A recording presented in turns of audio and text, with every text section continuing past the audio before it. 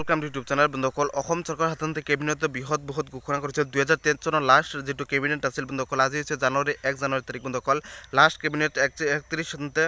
ডিসেম্বৰ তাৰিখলৈ যোৱা তাৰিখলৈ যেটো কেবিনেট আছিল লাষ্ট কেবিনেট বন্ধুসকল এই কেবিনেট বৃহৎ সিদ্ধান্ত কেইখন গ্ৰহণ কৰা হৈছে সেই কেবিনেট কি সিদ্ধান্ত গ্ৰহণ কৰা হৈছে আপোনালোকে মুখ্যমন্ত্ৰী ডাঙৰীয়াৰ নিজৰ মুখৰে আপোনালোকে চাই লওক 20-19 খন আপডেট আপোনালোকে কেবিনেট গ্ৰহণ কৰা হৈছে 19 খন আপডেটৰ ওপৰত মই আপোনালোকক ভিডিওটো জনাইছো আৰু সকলো চেনেলটো সাবস্ক্ৰাইব কৰি দিব আৰু মুখ্যমন্ত্ৰী ডাঙৰীয়াৰ কি সিদ্ধান্ত গ্ৰহণ কৰা হৈছে এই কেবিনেটৰ ওপৰত আপোনালোকে ভিডিও চালে গম পাব আৰু আপোনালোকে মোক কিমান সাপোৰ্ট মৰম জনাইছে সকলোক ধন্যবাদ জ্ঞাপন কৰিছো বন্ধুসকল আগন্তে দিনক সকলোৱে সাপোৰ্ট কৰিব আপোনালোক যাতে এনেকুৱা ধৰণৰ আপডেট বা এনেকুৱা সহজ আপডেট বা নিকাবে সকলোবোৰ গেট 3 গেট 4 সকলোবোৰ আপডেট হক সত্যক আপডেট দিবলৈ চেষ্টা কৰিম সকলো কেবিনেট সকলো আপডেট পাব আৰু মুখ্যমন্ত্ৰী কেবিনেট কি সিদ্ধান্ত গ্ৰহণ কৰিছে নতুন বছৰৰ আগতে বন্ধুসকল আৰু আজিৰ দিনটোতে কেবিনেট সিদ্ধান্ত গ্ৰহণ নতুন বছৰৰ কেবিনেট সিদ্ধান্ত অতি সোনকালে গ্ৰহণ কৰিব লগে যাতে আপোনালোক মই জনাব পাৰো আৰু যোৱা কালিৰ যেটো লাষ্ট কেবিনেট আছিল বন্ধুসকল সেই লাষ্ট কেবিনেটখনি আপোনালোকে মুখ্যমন্ত্ৰী ডাঙৰীয়াৰ নিজৰ মুখৰে চাই লওক আপোনালোকে সকলোবোৰ গম পাই যাব কি সিদ্ধান্ত অনুষ্ঠান বিলাকত যাতে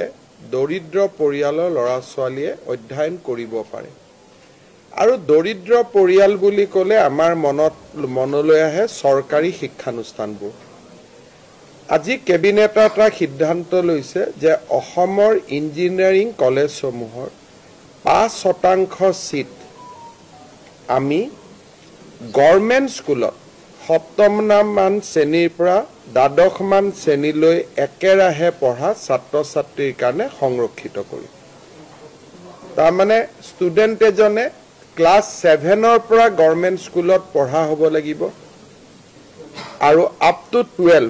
হায়াৰ সেকেন্ডাৰী গভৰ্ণমেণ্ট স্কুলখনৰ পৰা উত্তীৰ্ণ হ'ব লাগিব তাৰ বাবে তেওঁলোকৰ বাবে 5% ইঞ্জিনিয়াৰিং কলেজৰ সিট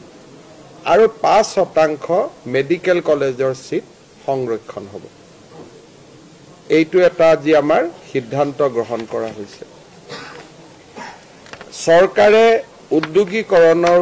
ওপৰত আমি যথেষ্ট গুৰুত্ব দি আহিছো আজি ৰাজ্য চৰকাৰে অসমত নতুনকৈ বিনিয়োগৰ বাবে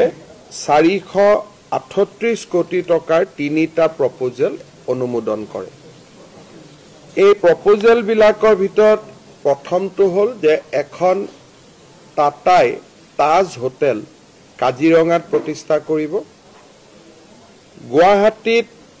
এখন ৰেডিশ্যনৰ নতুন হোটেল এখন প্ৰতিষ্ঠা হ'ব আৰু বঙাইগাঁও জিলাত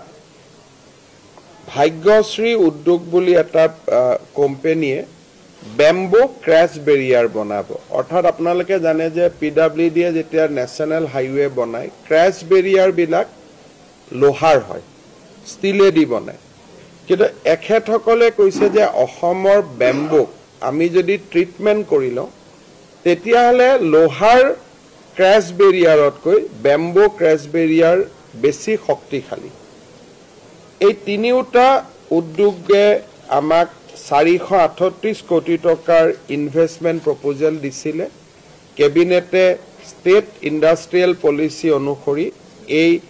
ইনভেষ্টমেন্ট প্ৰপ'জেল কেটা অনুমোদন কৰে ইয়াৰ ফলত ৰাজ্যত 1400 নতুন সংস্থাপনৰ সুবিধা বৃদ্ধি হ'ব আমাৰ ৰাজ্যত CSR বুলি ক'লে বিভিন্ন বিভাগে বিভিন্ন ধৰণে বিভিন্ন কোম্পানীৰ পৰা CSR সংগ্ৰহ কৰে আৰু দেশত 25,000 কোটি টকাৰ CSR কোম্পানী সমূহে আগবঢ়ায়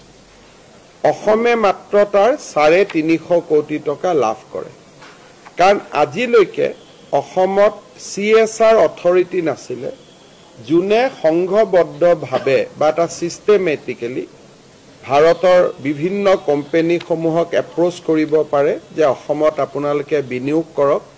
আৰু বিনিয়োগৰ আমি আপোনালোকক সুবিধা কৰি দিম আজি ৰাজ্য চৰকাৰে প্ৰথমবাৰৰ বাবে কৰ্পোৰেট সোশিয়েল ৰেসপন্সিবিলিটি অথৰিটি বুলি আমি এটা অথৰিটি ক্ৰিয়েট কৰিছো যাতে আমি লাহে লাহে অসমত CSR ফাণ্ডৰ বিনিয়োগটো আমি বঢ়াব পাৰো নহলে আমাৰ অইল ইণ্ডিয়া NRL যিখিনি দিয়ে তাতকৈ ওপৰত আৰু আমাৰ ৰাজ্যত CSR বিনিয়োগ নহয় সেই ক্ষেত্ৰত আমি এটা খুব শৃংখলাবদ্ধভাৱে কাম কৰাৰ কাৰণে আমি CSR অথৰিটি এটা আজি কেবিনেটত আমি অনুমোদন জনাওঁ এজন ভাৰতীয় প্ৰশাসনিক বিষয়াক CEO হিচাপে লৈ এই CSR অথৰিটিটো গ্ৰহণ কৰা হ'ব আমাৰ ৰাজ্যৰ ATCLৰ বাগানসমূহ আসাম টি কৰ্পোৰেচনৰ চাহ বাগিচাসমূহ আমি যদিও লিজত দিছো বহু কেইখন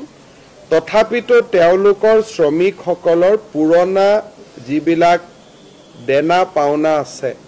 তাৰ দায়িত্ব ৰাজ্য চৰকাৰে সদায় গ্ৰহণ কৰিব বুলি আমি প্ৰতিশ্ৰুতি দিছিলো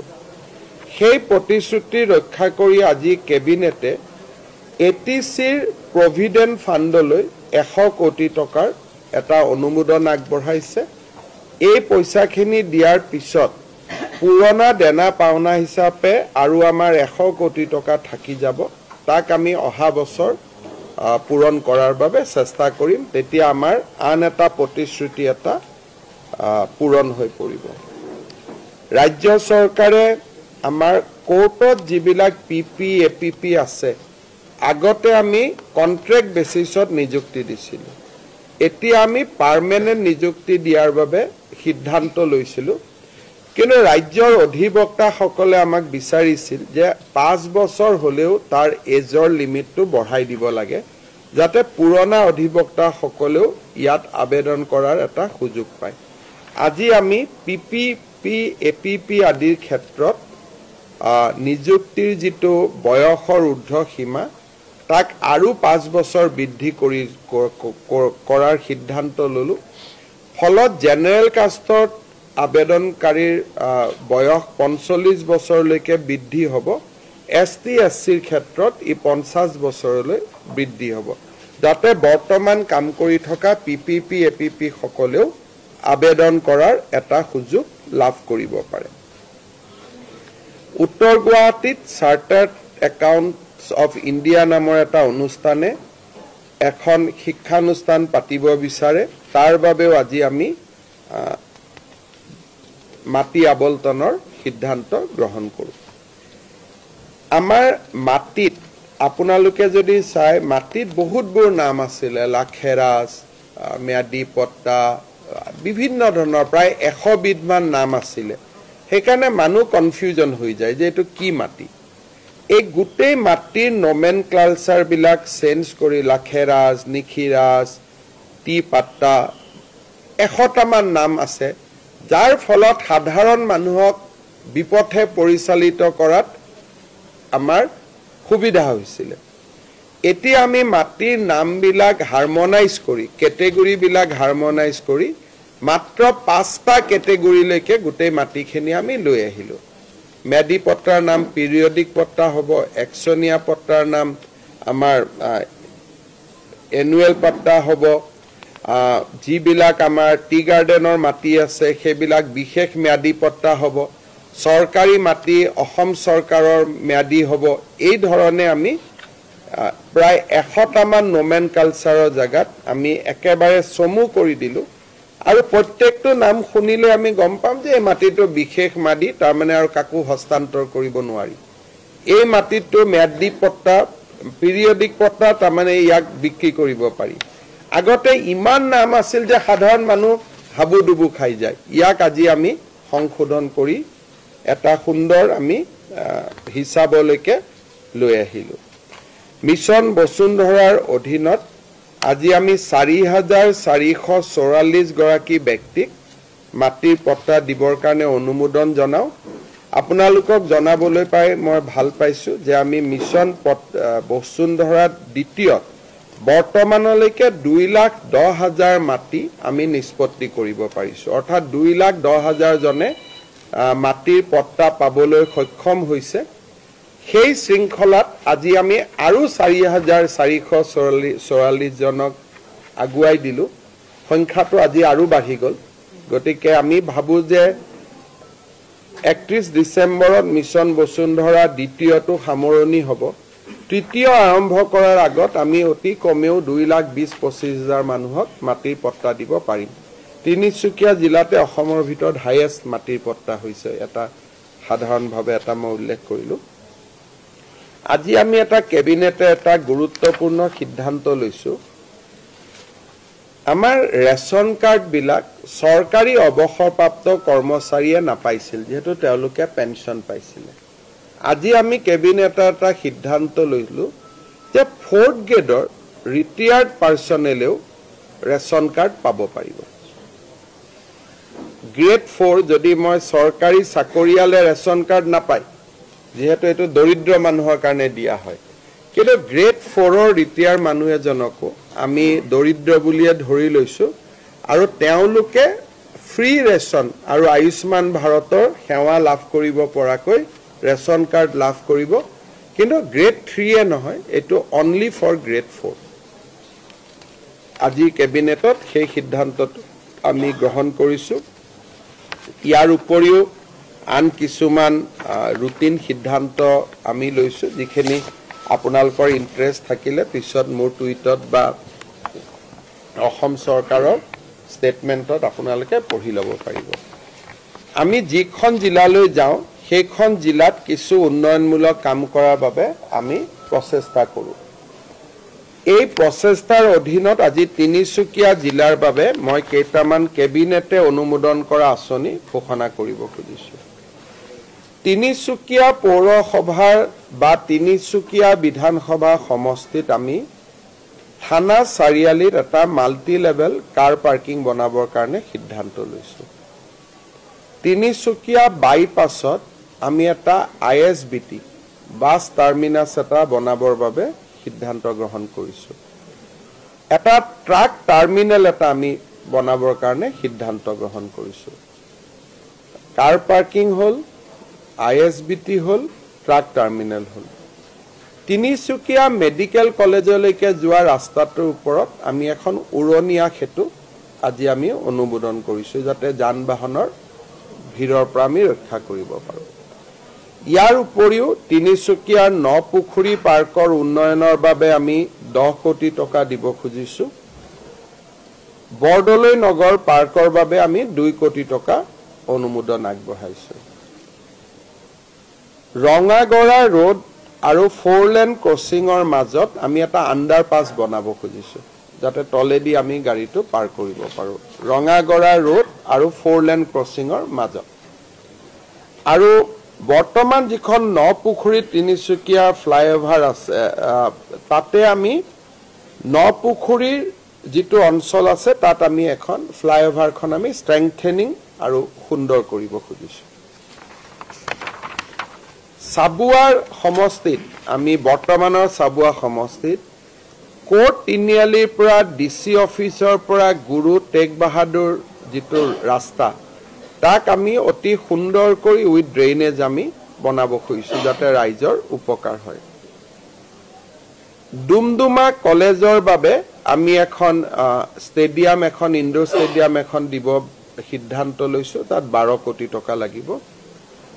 ডুমডুমা টাউনত আমি আৰু এটা খুকিয়াকৈ ইনডোৰ ষ্টেডিয়াম এটা বনাবৰ কাৰণে সিদ্ধান্ত লৈছো হেতুটো প্ৰায় 12 কোটি টকা লাগিব ডুমডুমা নদীৰ ওপৰত আমি এখন আৰসিসি ব্ৰিজ দিব সিদ্ধান্ত লৈছো আৰু ডুমডুমা টাউনৰ আমি এখন ফ্লাইওভাৰ বনাবৰ কাৰণে সিদ্ধান্ত লৈছো মাৰ্ঘেৰিটাত আমি মাৰ্ঘেৰিটাৰ পৰা চাংলাং গেটলৈকে যিটো ৰাস্তা আছে তাক আমি বনাব বিচাৰিছো মাৰ্ঘেৰিটাৰ পৰা নামটক গেটলৈকে আমি ৰাস্তাটো বনাব খুজিছো আৰু জাগুন কাঠাচিনা সীমাৰ পৰা টেকাৰী ব্ৰহ্মজান গাঁৱলৈকে আমি বুঢ়ীদিহিং নদীৰ ওপৰত দলং এখন বনাই সুন্দৰ কৰি ৰাস্তাটো আমি বনাব খুজিছো ডিগবৈত আমি এটা ইনডোৰ ষ্টেডিয়াম বনাব খুজিছো উইথ সুইমিং পুল ডিগবৈ চাৰিআলিৰ পৰা বৰবিললৈ যিটো 2 কিলোমিটাৰ ৰাস্তা আছে তাত আমি ড্ৰেইনেজ দিব খুজিছো আৰু মাকুম টাউনক আমি এটা মাষ্টাৰ প্লেনৰ অধীনত তাৰ নলা নৰ্দমাখিনি আমি বনাই দিব খুজিছো হদিয়া ষ্টেডিয়াম হদিয়াৰ ভূপেন হাজৰিকা সেতুৰ কাষতে আমি খুব সুন্দৰ কৰি এটা ভূপেন হাজৰিকাৰ ষ্টেচু বনাব খুজিছো ষ্টেচু উইথ পাৰ্ক আদি প্ৰায় 6-7 কোটি টকা তাতে আমি খৰচ কৰিম ভাল কৰি বনাব খুজিছো চাপাখোৱাত এখন ষ্টেডিয়াম আমি বনাব খুজিছো আৰু এখন ষ্টেডিয়াম আমি কাকপথাৰত বনাব খুজিছো চাপাখোৱাটো এখন কাকপথাৰটো এখন বুঢ়াবুঢ়ী থানৰ বাবে 5 কোটি টকা আমি অতিৰিক্তকৈ দিব খুজিছো যাতে বুঢ়াবুঢ়ী থানখন সুন্দৰ হৈ যায় আৰু অমৰপুৰ গাঁৱত লাইট যাব পৰা নাছিল প্ৰায় 40-50 কোটি টকা লাগে বাবে ইমান দিন অমৰপুৰত লাইট যোৱা নাছিল আমি 50 কোটি টকা খৰচ কৰি ইলেক্ট্ৰিচিটি গ্ৰিড আমি অমৰপুৰলৈ লৈ যাবৰ বাবে সিদ্ধান্ত লৈছো ইয়াৰ উপৰিও তিনিচুকীয়া ডিস্ট্ৰিক্ট ষ্টেডিয়ামখনৰ বাবে আমি 50 কোটি টকা অনুমোদন দিছো যাতে সুন্দৰ কৰি ফ্লাড লাইট ধুনীয়া কৰি বনাব পাৰে মোৰ ওচৰত আহিছিলে 15 কোটি টকা বিচাৰি মই 50 কোটি টকা অনুমোদন কৰি দিছো যাতে খুব তিনিচুকীয়াৰ ঐতিহ্যৰ লগত লগ লগাই খুব ধুনীয়াকৈ যাতে আমি বনাব পাৰো এই গোটেই কামখিনি আপোনালোকে কেতিয়া হল কি হল বুলি মোক নুখুদিব ঠিক 26ৰ আগতহে হিচাপটো ল'ব কাৰণ কোনোবা এই বছৰ হ'ব কোনোবা অহা বছৰ হ'ব গতিকে হিচাপটো 26ৰ আগত ল'ব প্ৰত্যেকবাৰে আহিলে নুখুদিব কাৰণ একেলগে গোটেইখিনি আমি নকৰো আজি 3টা কালি 4টা এনেকে কৰি কৰি যাম কিন্তু 26ৰ আগতে গোটেইখিনি ইন প্লেস হৈ যাব শেষত মই এটা সৰু ঘোষণা কৰিব খুজিছো যে প্ৰত্যেক বছৰে আমি 2 ডিসেম্বৰৰ দিনত 2 ডিসেম্বৰৰ আগমুহূৰ্তত অসম দিৱসৰ আগমুহূৰ্তত আমি চুকাফা বঁটা ঘোষণা কৰো এইবাৰ অসমৰ প্ৰখ্যাত সাংবাদিক সেন্টিনেল কাকতৰ প্ৰাক্তন সম্পাদক ধীৰেন্দ্ৰনাথ বেজবৰুৱা ডাঙৰীয়াক আমি চুকাফা বঁটা প্ৰদান কৰাৰ বাবে সিদ্ধান্ত লৈছো আজি কেবিনেটত এইখিনি সিদ্ধান্ত আছিল আপোনালোকে এনে মোৰ কথাখিনিটো ৰেকৰ্ড কৰিছে গতিকে টুইটতো আপোনালোকে পাব পিছত তথাপিতো যদি কিবা আছে আপোনালোকে সুধিব পাৰে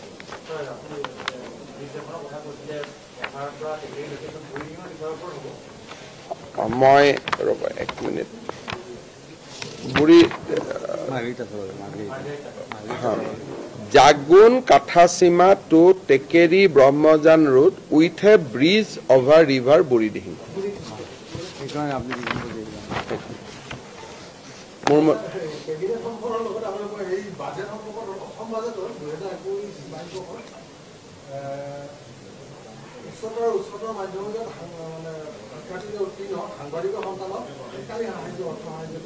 মই এইটো নাজানো বাজেটত নাছিল বাজেটত নাই হয়তো মনে দি ভাবিছিল কিন্তু বাজেট কৰা হোৱা নাছিল হ'ব মিনিষ্টাৰ এটো নাই ধৰা বুলি কৈছে আপোনালোকে ভৱিষ্যতে ধৰিবৰ কাৰণে মিনিষ্টাৰক ধৰক আৰু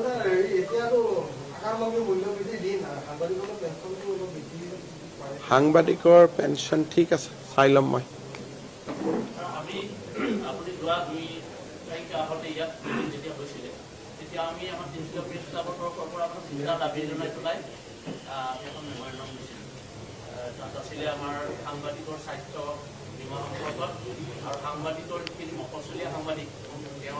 আমি এটা বিচাৰ কৰি আছো যে যিখন আয়ুষ্মান ভাৰতৰ যেটো কাৰ্ড আছে সাংবাদিকসকলকো তাত আনিব পাৰি নেকি কোনোবা দিনা কেবিনেটত শুনিব আমাৰ এটো আছে আজি যেনেকে বহুত দিনৰ পৰা ৰিটায়াৰ্ড গেট 4 এমপ্লয়ী খিনে কৈ আছিল আজি হৈ গল কোনোবা দিনা শুনা পাই যাব সমস্যা এটাই মানে পোৰ্টেল আদি হৈ যোৱাৰ পিছত সাংবাদিকৰ সংখ্যাটো ইমান বৃদ্ধি পাইছে গতিকে এটো মানে আমি পাৰিম নে নোৱাৰিম কন্ট্ৰোল কৰিবৰ কাৰণে চাই লওঁ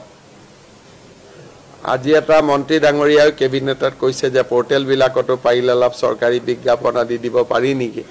এটা কিন্তু ইমান নাম্বাৰটো ইমান বেছি গতিকে অলপ চাই লওঁ কি কৰিব পাৰি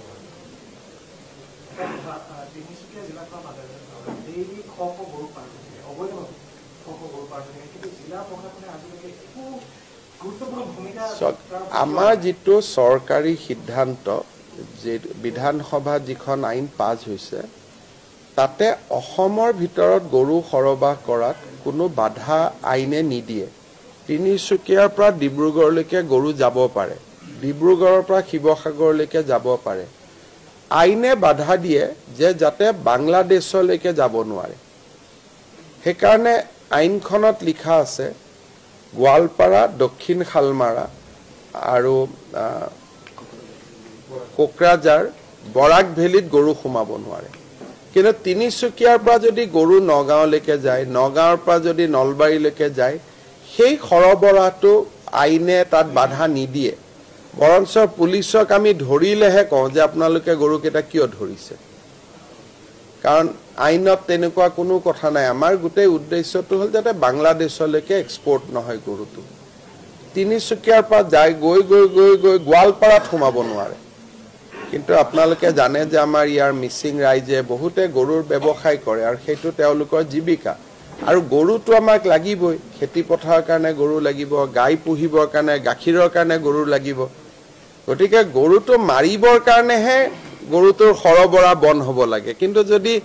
গাখীৰৰ কাৰণে খেতিৰ কাৰণে গোটেই গৰুটোৰ সৰবৰাহ বন্ধ হৈ যায় তেতিয়াহ'লেতো এগ্ৰিকালচাৰ ডাঙৰ এফেক্ট হ'ব সেইকাৰণে এই বিষয়টোলৈ মানুহৰ মাজত এটা ভুল ধাৰণা আছে ইভেন বহুত অচিয়েও এনে গৰুখিনি ধৰি